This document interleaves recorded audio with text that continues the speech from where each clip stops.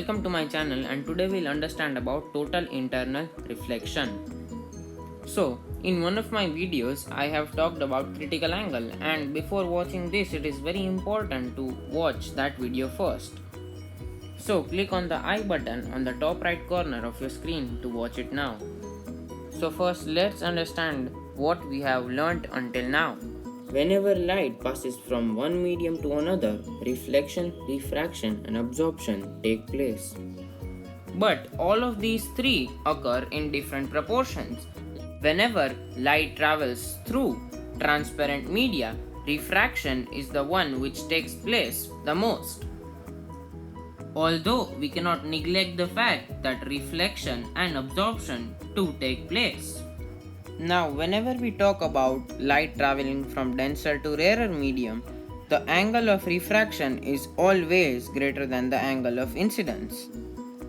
And as we increase the angle of incidence, the angle of refraction also increases. And as you increase the angle of incidence at a certain point, the angle of refraction will be equal to 90 degrees, which means that the incident ray will never enter the other medium. This angle is also known as the critical angle. Now, whenever light passes from denser medium to rarer medium, there are three possibilities which can take place. The first is when angle of incidence is smaller than the critical angle. In this case, light mostly refracts. Second possibility is that when angle of incidence is equal to the critical angle.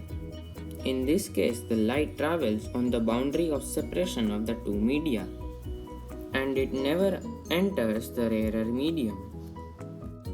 In the third case, when the angle of incidence is greater than the critical angle, the light refracts more than 90 degrees, due to which only reflection occurs. In such a case, it is said that light is totally internally reflected, and this phenomenon is known as total internal reflection. When does total internal reflection take place? There are two conditions when it can take place. The first is that the light should travel from a denser to a rarer medium. Only then the angle of refraction can be more than 90 degrees. Otherwise, if light travels from a rarer medium to a denser medium, then the angle of refraction will always remain smaller than angle of incidence.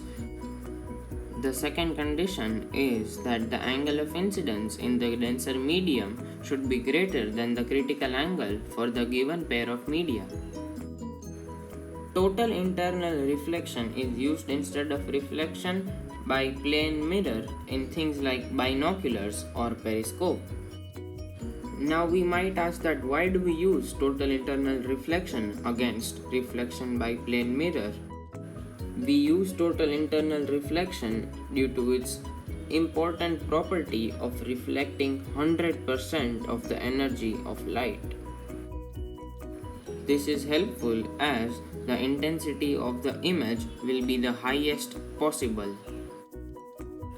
In the case of normal reflection, some of the energy is lost because the mirror absorbs some of the light.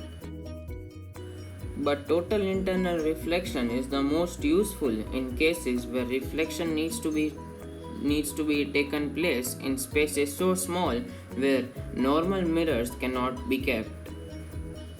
Such a situation takes place in optical fibers where informations need to be traveled long distances in the form of light, and a loss of energy here is not affordable, so total internal reflection is also used again.